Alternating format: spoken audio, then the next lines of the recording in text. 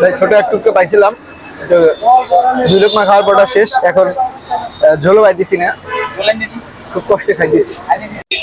তোমরা তিনজনে খাও। এই যে এক টুকরা মাংস দেখেন, এই পিসটার জন্য এইখানে মনে করেন যে লোকের যে হাহাকার, এই জিনিসটা আপনারা এখানে আসলে কল্পনা করতে পারবেন।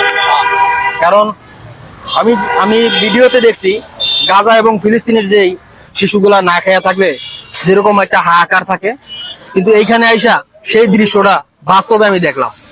বাঙালি মানুষ যে এইখানে আইসা এক টুকরা মাংস আর কয়টা ভাতের জন্য কিভাবে যে হুমড়ি খেয়ে পড়ে, বা এইখানে না আসলে আপনারা বাস্তবে বুঝতে পারবেন না। খাবার তো মজা। আপনারা আসেন, অবশ্যই বুঝতে পারবেন। এই সামান্য একটা টুকরার জন্য 100 টাকা দিয়া এইখানে কি অবস্থা, কি বিশ্রী অবস্থা। মনে হচ্ছে যেন গাজা আর ফিলিস্তিনের কোন একটা দেশে আমি বসবাস করতেছি, সেই জায়গায় আইসা পড়ছি। আসলে এখানে না আসলে আপনারা বুঝতে পারবেন না। আমরা গোস্তের চর্বি আসলে গোস্তের চর্বি। আরে দাও। ওয়াও। যাই হোক, এতটুকু বলার ছিল। তাই আপনারা, আমি এখানে আসছি শুধুমাত্র দেখার জন্য, এবং 1 প্লেট ভাত নিছি, এটা একটা মানবিকতার খাতিরের জন্য। কারণ এখানে আইসা না নিলেও একটা কেমন জানি দেখা যাইতেছে, নিজের কাছে ছোট মনে হইতেছে। তারপর আসলাম, আইসা দেখ।